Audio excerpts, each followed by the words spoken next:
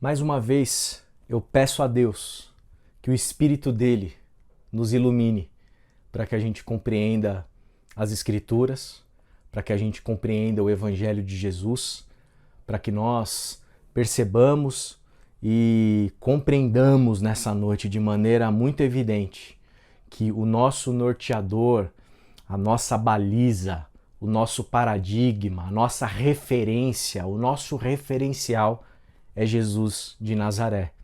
É o ensino do Cristo que nos interessa aqui nessa noite. Eu me lembro quando, logo no começo da minha conversão, logo no momento em que essa conversão ela se intensificou de uma maneira muito grande na minha vida, lá em meados de 2008, mais ou menos, eu me lembro de toda a minha euforia por poder seguir a Deus, servir ao Senhor, por poder vislumbrar a possibilidade de ser um pastor, de pregar, de ministrar na vida de pessoas, de aconselhar. Aquilo tudo, né, que estava acontecendo ali na minha vida era algo assim muito intenso, muito genuíno, muito verdadeiro. E sem dúvida, todo aquele momento me impulsionou até hoje, né? Nesse momento em que eu sou pastor de uma igreja local e posso estar aqui como pastor falando para você da nossa igreja, falando para você que está nos acessando pelo YouTube, partilhando do Evangelho de Jesus. Mas eu me lembro que eu tinha algumas compreensões naquela época que definitivamente elas mudaram. Eu me lembro, por exemplo, né, num sentimento muito intenso de querer me alimentar de Deus, de participar de muitos encontros que não eram encontros da minha igreja local. Mas eu ficava muito empolgado com isso, com a possibilidade de ouvir pastores famosos, importantes, né, falarem e me deslocar até esses locais na intenção de buscar Deus, de ser ministrado por esses homens. E em um dado momento, o meu pastor na época, eu lembro que ele foi duro comigo num certo sentido, quando ele percebeu que eu estava escutando outras vozes, e não pelo fato de escutar outras vozes, mas pelo fato de escutar algumas vozes que para ele eram complicadas de serem digeridas. Em uma dada ocasião, eu comentei com ele da lista dos pregadores que estaria em um determinado evento e citei o nome de um pastor, e ele disse: olha, eu não gosto de muitos desses, mas esse em especial, esse é muito complicado, né, de ouvir, né? O ensinamento dele é muito passível de crítica. Ele foi duro comigo ali naquele momento.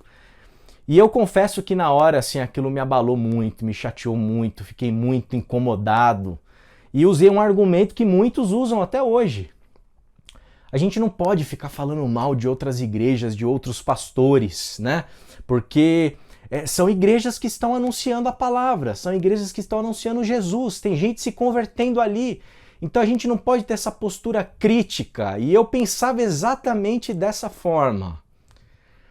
Talvez o meu pastor na época, ele não teve tanta maturidade, tanta sabedoria, talvez, para lidar comigo diante da minha empolgação, diante da minha vontade, da minha sede. Talvez ele não teve o tato, o cuidado ali de me ensinar de uma maneira que eu pudesse ouvir.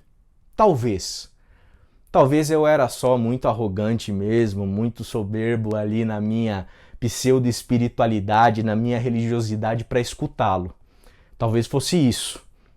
Mas, independente disso, hoje eu olho para aquela situação, eu olho para aquele momento e eu sei exatamente qual era a intenção do coração do meu pastor lá em 2008. Ele queria me ensinar que eu precisava crescer em maturidade. Ele queria me ensinar que eu precisava me tornar mais maduro. E a crítica dele a outra igreja, a outros pastores, a outras lideranças religiosas, eram críticas verdadeiras, necessárias de serem feitas, para que eu, na minha fé infantil, pudesse crescer em Cristo Jesus, amadurecer o meu entendimento e minha compreensão do Evangelho, para não ser levado de um lado para o outro pelos ventos de doutrina, como o apóstolo Paulo ele vai dizer. Hoje eu sei que o meu pastor estava de fato preocupado comigo, que ele queria o meu bem, que ele queria de alguma maneira me alertar, ele queria abrir os meus olhos para alguns detalhes que na minha empolgação eu não conseguia enxergar. Hoje eu sei disso. Mas hoje eu acho que eu sei algumas outras coisas a mais. Eu sei que de 2008 para 2021, eu sei que a situação do mundo evangélico no Brasil mudou radicalmente. Mudou muito. Estava já em mudança. E hoje o que a gente tem no nosso mundo evangélico é, com todo o respeito da palavra, mas para vocês me entenderem e me compreenderem, é uma salada. Existem muitos evangelicalismos dentro desse movimento evangélico brasileiro. Muitos. E existe um movimento evangélico, uma parte de um movimento evangélico que é extremamente televisivo, extremamente midiático, extremamente presente nas mídias sociais, que hoje eu tenho certeza absoluta que não tem nada a ver com o ensino de Jesus Cristo. Existem muitos elementos que dão base para a gente perceber em uma parte significativa do movimento evangélico brasileiro que nada tem a ver com a fé no Cristo, que nada tem a ver nos ensinamentos de Jesus.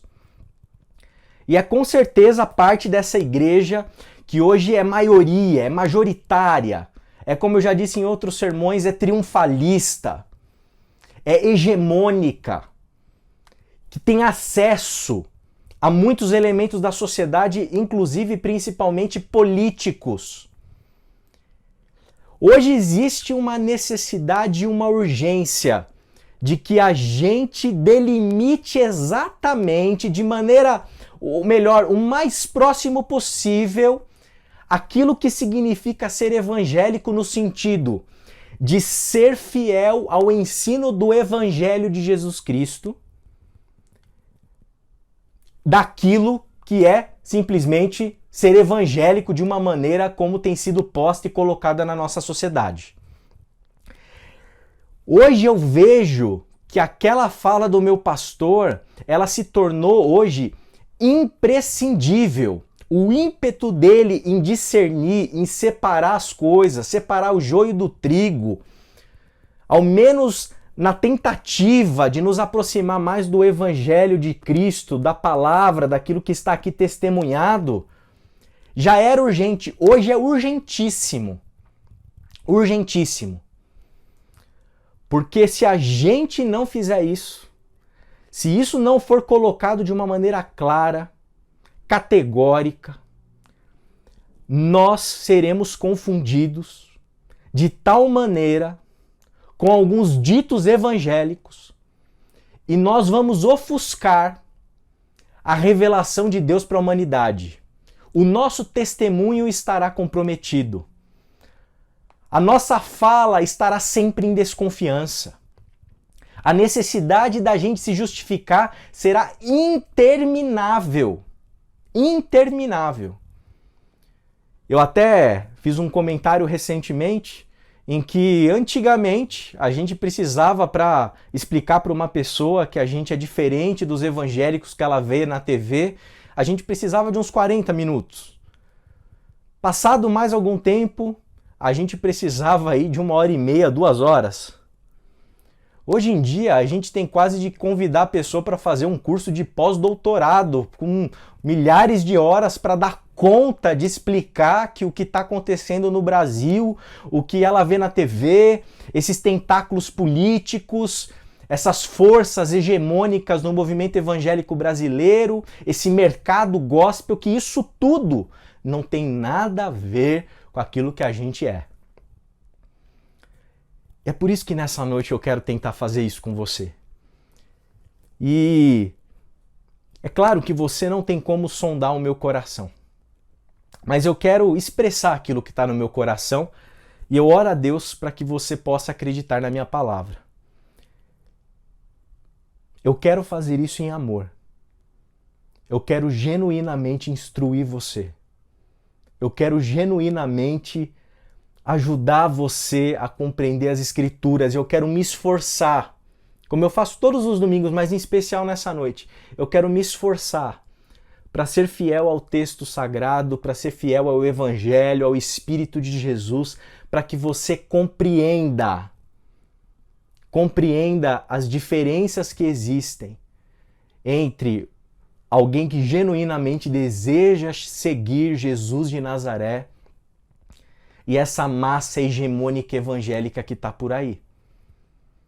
Eu quero que você compreenda que são coisas diferentes, que existem características distintas. E eu faço isso lendo contigo Mateus capítulo 23. Mateus capítulo 23 é um texto que relata uma fala de Jesus muito dura em relação aos religiosos da sua época. E aqui já fica algo importante pra gente. Esse papo que a gente não pode criticar ninguém, esse papo que a gente não pode falar mal dos outros, no sentido de ter uma postura crítica em relação a atitudes, a modos de operação, a maneiras como esses cristãos têm se portado, se comportado no mundo. Esse argumento falacioso que, você está falando mal do outro irmão, você está dividindo a igreja, isso é uma balela gigantesca. Porque o próprio Jesus, ele fez questão de bater de frente com os religiosos da época. Porque eles estavam equivocados, eles estavam errados. Eles tinham uma postura inadequada, contrária ao espírito daquilo que Cristo estava revelando para eles.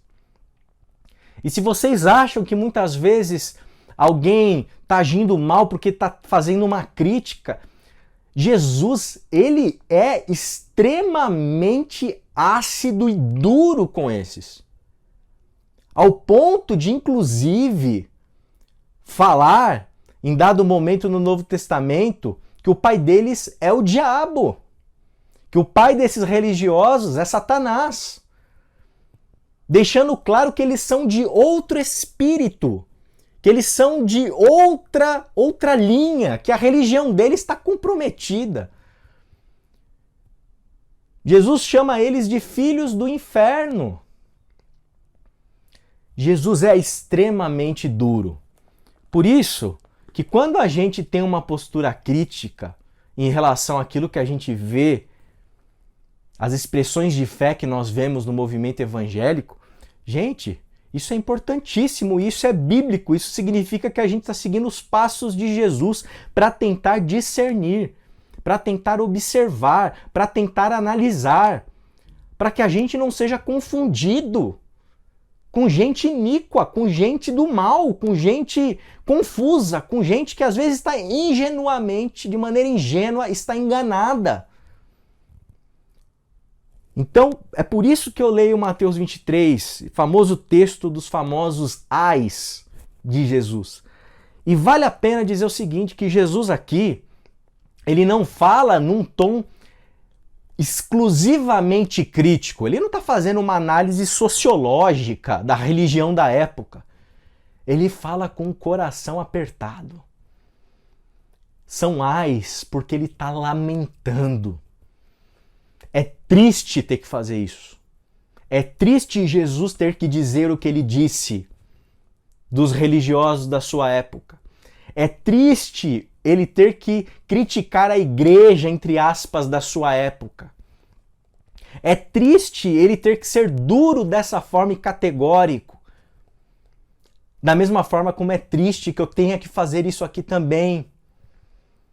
Mas é necessário. É urgente. É para ontem. Precisa ser feito. E quando a gente observa eu quero pontuar algumas críticas de Jesus que ele manifesta aqui nesse capítulo. A primeira delas que eu destaco está no verso 5. Tudo o que fazem, e ele está falando aqui dos mestres da lei, os fariseus, ou seja, os maiores religiosos, os mais entendidos, os que melhor compreendem o texto sagrado. Ele está falando dos pastores da época, ele está falando dos líderes religiosos da época. Ele está falando da instituição que esses representam. Ele diz assim: tudo o que fazem é para serem vistos pelos homens. Eles fazem seus filactérios bem largos e as franjas de suas vestes bem longas. Gostam do lugar de honra nos banquetes e dos assentos mais importantes nas sinagogas, de serem saudados nas praças e de serem chamados rabis. Esses religiosos com quem Jesus conviveu, com quem Jesus lidou e com quem eles aqui no capítulo 23, a partir do verso 5, ele os critica, são religiosos que seguem ali algumas características exteriores, como esses filactérios que eram presos neles ali com passagens da lei de Moisés. Exteriormente eles têm uma aparência de piedade, de religiosos, de homens de Deus. Eles têm ali franjas, eles têm vestes longas, eles têm todas as características. É como que se ele estivesse falando: olha, vocês que são talvez padres que usam batina, né? Porque a roupa do padre é uma roupa muito característica. Existem algumas roupas também no meio protestante muito característica de alguns ministros religiosos. É como se ele estivesse falando dessas características exteriores, que alguns líderes religiosos eles se vestem com essas roupas de religiosos e se evidenciam, se expressam no mundo de maneira em que qualquer um que olhe e observe sabe. É um religioso. É um religioso. Ele fala que tudo que esses homens estão fazendo aqui, tudo que eles fazem, a maneira como eles se vestem, os lugares que eles escolhem para sentar, a maneira que eles gostam de ser saudados pelos fiéis, por aqueles que buscam ali neles a sabedoria da religião, a sabedoria do divino, do sagrado. Jesus está dizendo que tudo isso que está acontecendo nesse aparato, eles fazem isso único, exclusivamente, por vaidade. É para se aparecer. É para se mostrar. É para aparecer ser religioso, é para se mostrar como santo, é para se mostrar como alguém que é de Deus, alguém que está cheio de santidade, alguém que está próximo do Senhor, alguém que pode ser consultado por qualquer um em qualquer hora, porque se trata ali de um definitivo guru espiritual. É gente que gosta da pompa da religião. É gente que gosta de todos os artifícios, de todas as características que envolvem um líder religioso. Se a gente for trazer para o nosso tempo, é gente que gosta de estar com o microfone na mão. É gente que gosta de pregar diante de multidões. É gente que gosta de se colocar dentro desse papel de religioso e de usufruir da saudação do povo. É gente que gosta do aplauso, é gente que gosta dos likes, é gente que gosta das curtidas, é gente que gosta de ser venerado como um representante de Deus na terra. E não raras vezes o título que eles gostam de ser chamados são títulos especiais. Não basta ser o pastor fulano de tal, tem que ser o bispo fulano de tal. O bispo também não basta, precisa ser o apóstolo fulano de tal. Não basta também o apóstolo, tem que ser o semideus. Porque o título, o PRzinho na frente, isso infla o ego desse tipo de gente, desse tipo de pessoa. Isso enche o humano, o carnal, de vaidade. O ego fica inflado. Ah, pastor, ora por mim. Adora. Tem gente que adora que as pessoas venham pedir oração. Mas, poxa vida, mas a pessoa não está amadurecendo. Não importa a maturidade de ninguém. O que é importante é o líder ser venerado, ser reconhecido como ungido do Senhor. E ai de quem tocar no ungido do Senhor. É gente que morre, que mata para poder estar num lugar de destaque. Para estar sentado numa mesa como alguém importante para a religião. É alguém que faz o diabo para poder ter um cargo, para poder ter uma posição, para poder ter uma função, para poder exercer autoridade, para poder se colocar ali e se infla.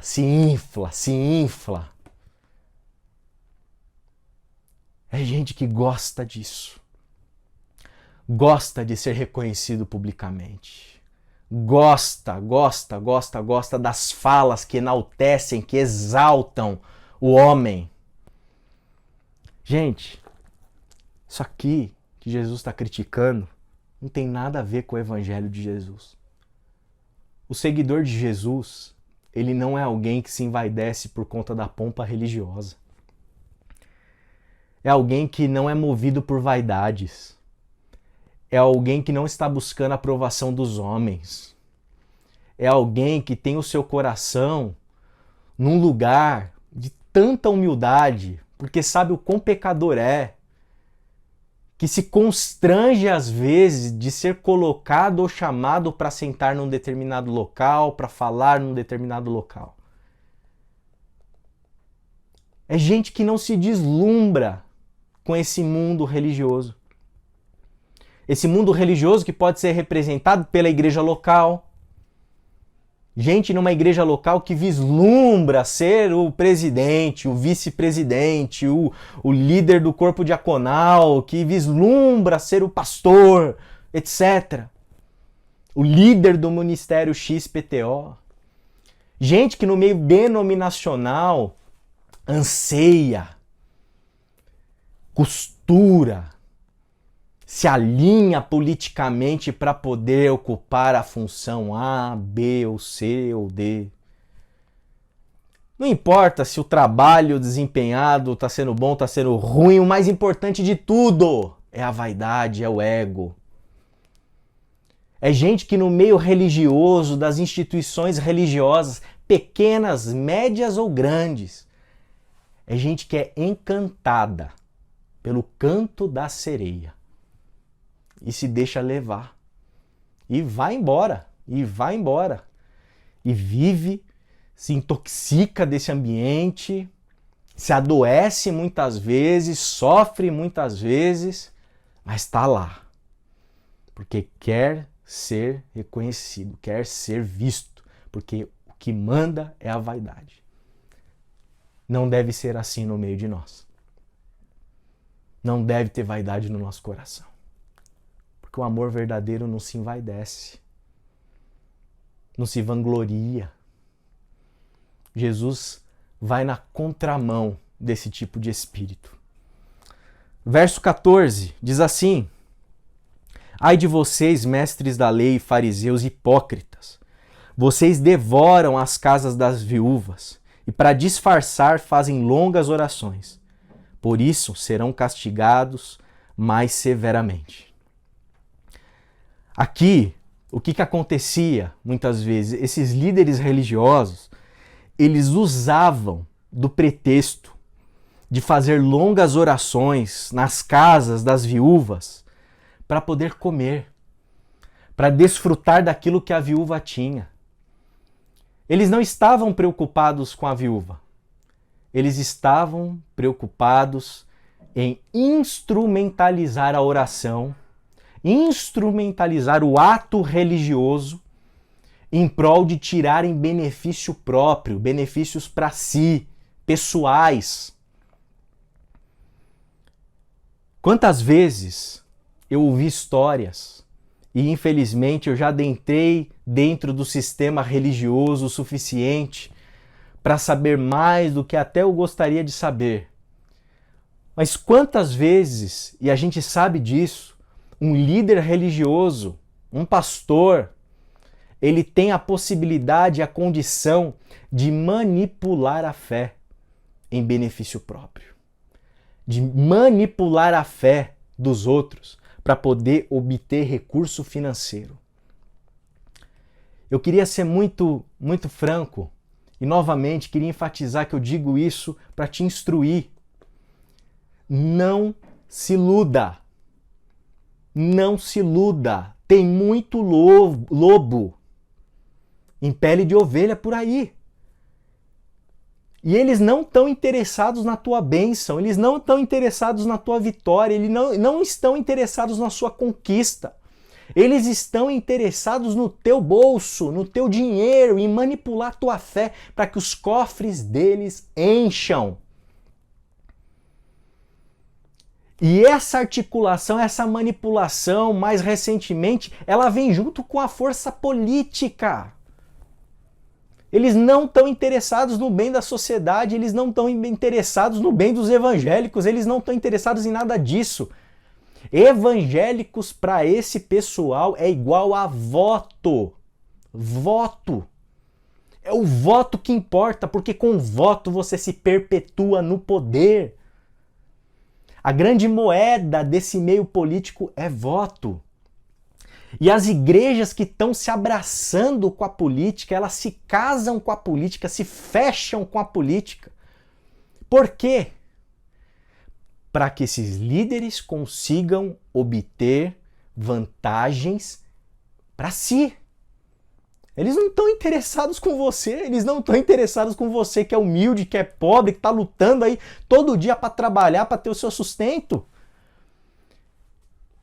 Eles estão manipulando, eles estão fingindo que estão fazendo longas orações, mas eles querem a tua comida. Eles estão usando dos artifícios da fé, da linguagem da fé, do nome de Jesus, do nome de Deus, do nome do Espírito Santo, no nome do que for necessário para poder te cativar, para poder te levar, para poder te manipular, para poder te sugar. Por isso que nós que queremos seguir a Jesus de uma maneira séria, de uma maneira genuína, de uma maneira verdadeira, a gente precisa entender claramente que o nosso líder religioso não é Deus. Ele não é infalível, ele é passível de crítica. Eu sou passível de crítica. Nós precisamos entender que nós podemos sim ser manipulados e até mesmo nos tornarmos manipuladores. Que Deus nos livre disso. Porque Jesus veio nos libertar para que a gente fosse de fato livre, para que a gente vivesse a vida plena que nós temos nele, para que a gente vivesse em liberdade, crescermos em maturidade, não como crianças passíveis de serem manipuladas, para que líderes religiosos possam enriquecer. Isso precisa ser dito, isso precisa ser denunciado. Poxa, mas o fulano de tal está na política, ele fica falando que é evangélico. Quem disse que ele é de fato de Jesus? Quem disse que ele é de fato evangélico no melhor sentido da palavra? Raras as exceções. Raras as exceções de cristãos que estão envolvidos na política e estão fazendo um bom papel para a nação, que estão dando um bom testemunho e glorificando a Deus. Raras exceções. Nós somos, como igreja, muito incompetentes em produzir bons políticos. Quando o camarada vai como pastor fulano de tal, já pode ficar com os 2 pés atrás, que deve ter alguma coisa errada aí. Existem pessoas que manipulam. Existem pessoas que manipulam. Nós não somos dos que manipulam. A gente não quer manipular ninguém. O tipo de pastoralidade que nós queremos desenvolver aqui na nossa comunidade é um tipo de pastoralidade que não está vinculada a te manipular, a te doutrinar, mas está vinculada a te ensinar. Contribuir com a tua libertação, para que você seja verdadeiramente livre em Cristo Jesus e se pareça com Ele. Para que você tenha autonomia para tomar suas decisões. O líder religioso daqui não está interessado em levar e colocar cativa a tua mente, onde eu quero. Eu quero que você aprenda os ensinamentos do Cristo. É com isso que eu estou comprometido, é com isso que eu estou interessado, é com isso que toda a nossa liderança está comprometida. Ele continua, e lá no verso 23, ele diz assim: ai de vocês, mestres da lei e fariseus hipócritas, vocês dão o dízimo da hortelã, do endro e do cominho, mas têm negligenciado os preceitos mais importantes da lei, a justiça, a misericórdia e a fidelidade. Vocês devem praticar estas coisas sem omitir aquelas. Guia cegos, vocês comem um mosquito e engolem um camelo. Mais uma vez, Jesus vem e critica os religiosos da época. E agora ele os critica pelo fato deles distorcerem os ensinos bíblicos, deles distorcerem a palavra de Deus, as palavras do Senhor. Ele os critica porque eles são tão radicais em se comprometerem com um monte de regrinhas criadas, porque eles deviam dar o dízimo segundo a tradição deles, sim. E Jesus não está os condenando pelo fato deles darem o dízimo. O que Jesus faz é o seguinte, ele diz assim: ora, vocês dão o dízimo até mesmo do endro, do cominho. Vocês dão aqui o dízimo das menores das ervas utilizadas em temperos. Até disso vocês são cuidadosos e cautelosos. Mas vocês se esquecem do principal, do mais importante, que é a justiça, a misericórdia e a fidelidade. Esses líderes religiosos com quem Jesus está lidando são criticados por ele, e Jesus cria uma linha aqui para se distinguir do ensino deles, dizendo de maneira clara que eles ficam ligados em um monte de regrinha, em um monte de detalhezinho, em um monte de coisinha, que tem até o seu valor, tem até a sua importância, porém o principal, o mais importante, eles não fazem. Eles não buscam a justiça. Eles não buscam a misericórdia. Eles não são misericordiosos. São pessoas que distorcem o ensinamento, distorcem o evangelho e ficam querendo trabalhar em chaves ali moralistas, discutindo coisinhas, pecadinhos, situações. Pode, não pode, pode, não pode. E se esquece daquilo que é o mais importante, que é o quê? É manifestar misericórdia.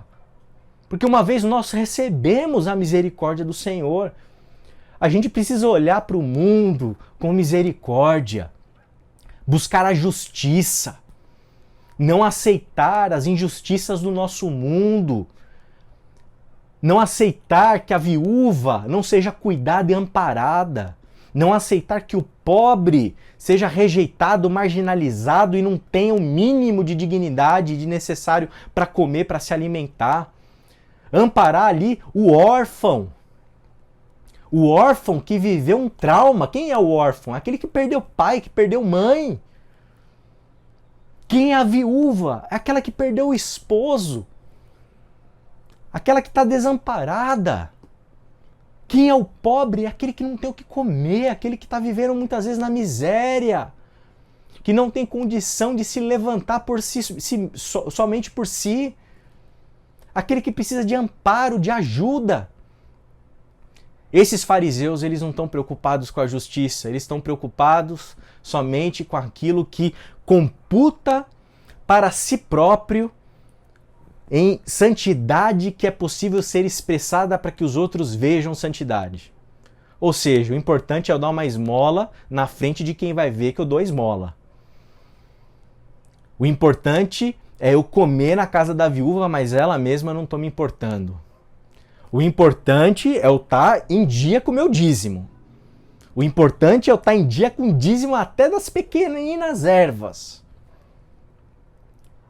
O importante é eu parecer à luz da religião e daquilo que o código da religião me fornece para que eu seja visto como um santo.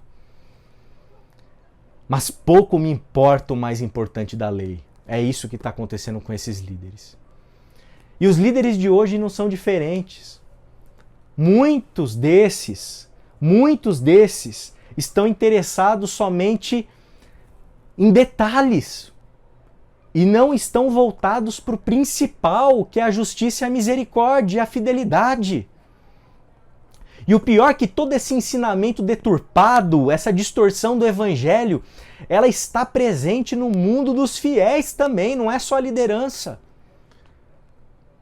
E ao invés de se preocupar com a justiça, ao invés de se preocupar com a misericórdia, ao invés de se preocupar com o amor ao próximo, ao invés de se preocupar com o bem comum, com a humanidade, com a sociedade, com o gerenciamento da crise sanitária, com o controle da pandemia, ao invés de se preocupar com isso, se preocupa com o templo aberto. Se preocupa em cantar na porta do STF louvores e aglomerar. Como eu vi recentemente, um monte de crente sem máscara, embaixo de uma bandeira, cantando, louvando a Deus, achando que aquilo lá é servir a Deus, aquilo lá tá certo, aquilo lá glorifica o Pai. É claro que louvar a Deus glorifica o Pai, mas o mais importante é a justiça, o mais importante é a misericórdia. Que misericórdia tem alguém que nesse momento em que mais de 4.000 pessoas morrem por dia, a pessoa tem a coragem de sair sem máscara e fazer de propósito uma aglomeração cheia de gente sem máscara? Qual é o propósito disso? Isso é loucura. Isso é ir contra o ensinamento evangélico, no melhor sentido do termo. Isso é contra os preceitos mais importantes da lei. A gente precisa estar atento para que a nossa fé, a nossa maneira de seguir a Jesus, seja diferente disso que a gente está vendo aí. Seja distinto disso.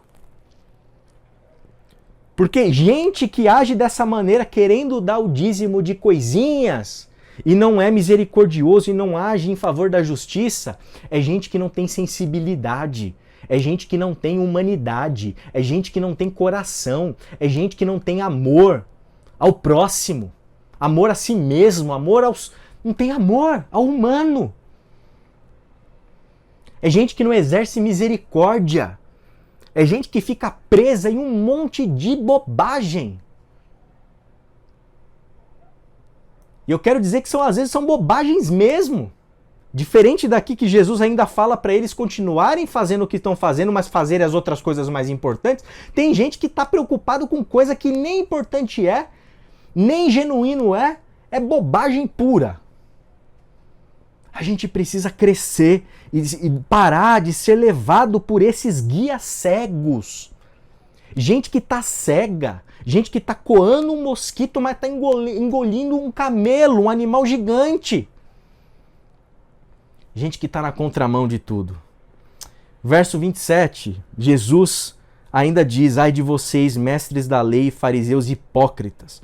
Vocês são como sepulcros caiados, bonitos por fora, mas por dentro estão cheios de ossos e de todo tipo de imundície. Assim são vocês, por fora parecem justos ao povo, mas por dentro estão cheios de hipocrisia e maldade. Esse pessoal é tão hipócrita, que a fachada da vida deles é tão convincente que eles parecem justos ao povo. O povo é enganado, o povo é levado. Parece um monte de gente de Deus, um monte de gente santa, um monte de gente falando em nome de Jesus, um monte de gente representante da fé.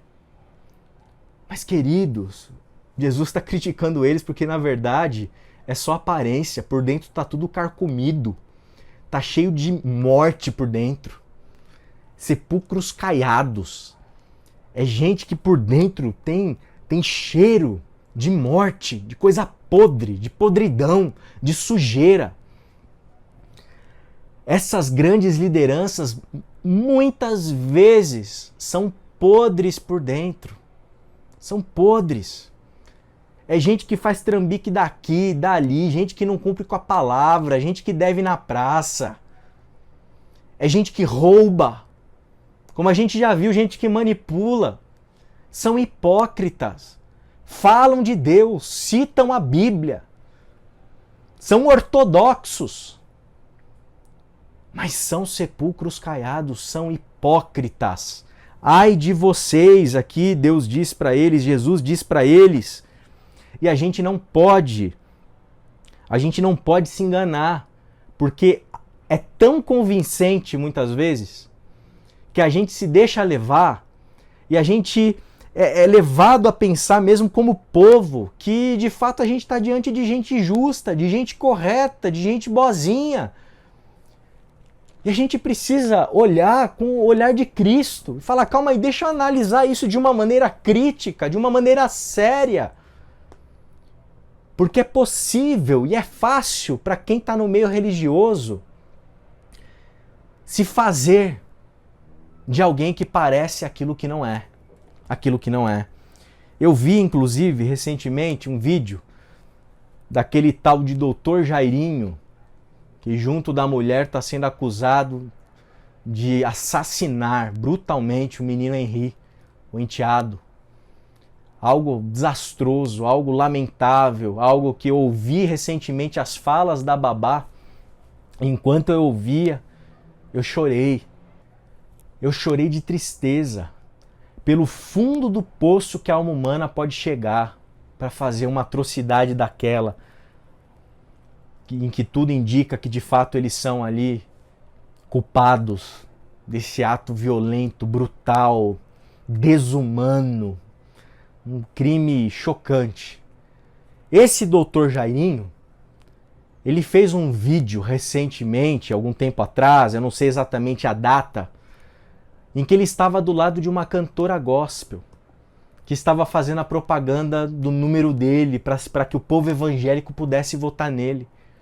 E você virava assim a imagenzinha ali que aparecia, o santinho dele, em favor da família tradicional, contra a ideologia de gênero, contra não sei o que lá. Hipócrita, sepulcro caiado. A gente tem que parar de ser bobo, de ficar acreditando que só porque fala de família tradicional é de Deus. Que família tradicional? Camarada trata a mulher que nem uma vassala. O cara vive num mundo familiar completamente desarmonioso. Esses jargões, essas falas, têm interesses eleitoreiros, em sua maioria. Aquilo que parece pode muitas vezes não ser. Tome cuidado. Abra o seu olho para perceber, para discernir, para não se deixar levar pelos hipócritas e achar que você está diante de justos. Quando você está diante, muitas vezes, de raposas, de gente inescrupulosa, como muitas vezes esses cidadãos gostam de acusar os outros. Mas, verso 33, para a gente finalizar, Jesus diz assim: serpentes, raça de víboras, como vocês escaparão da condenação ao inferno? Por isto, estou lhes enviando profetas, sábios e mestres.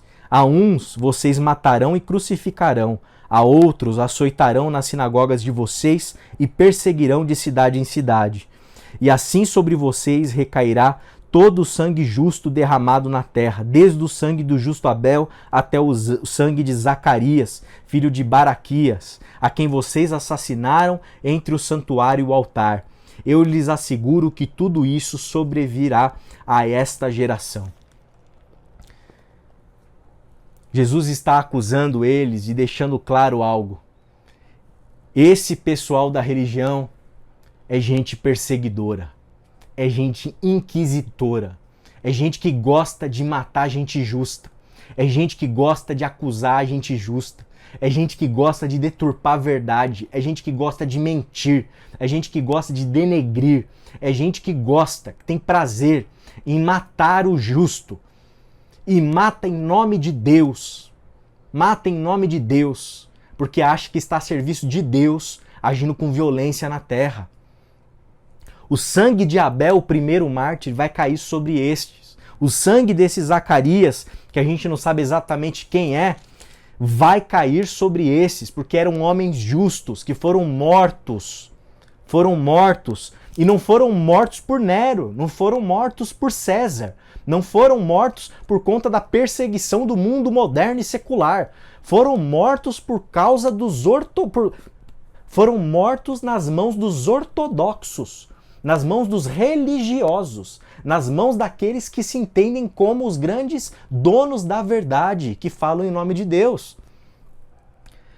Jesus está dizendo que essa gente é de uma índole bélica, é de uma índole da violência, é da índole do assassinato.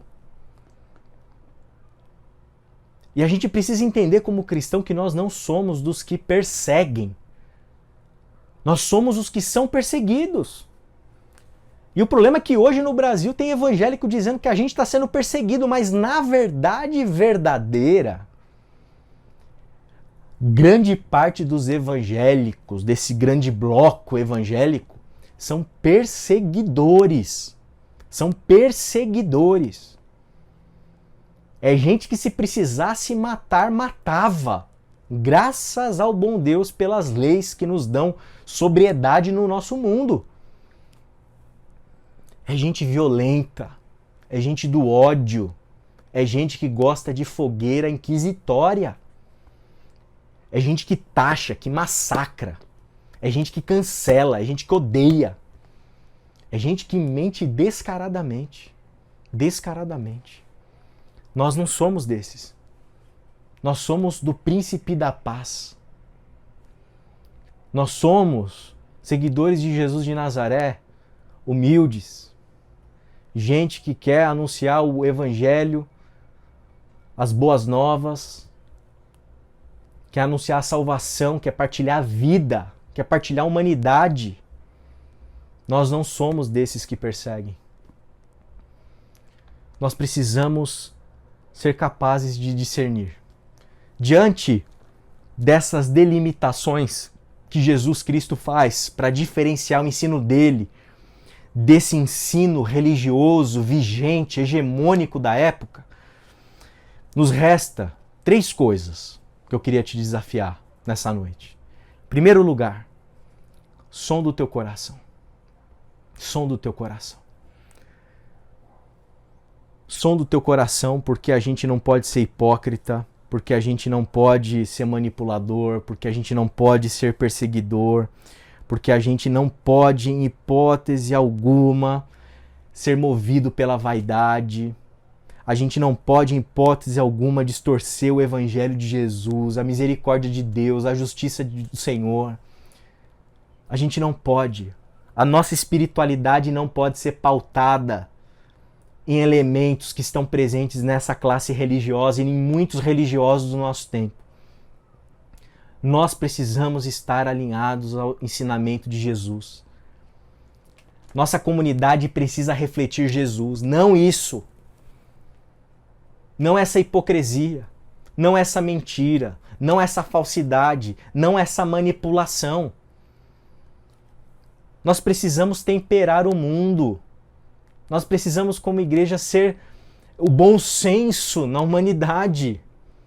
Ser luz, sal.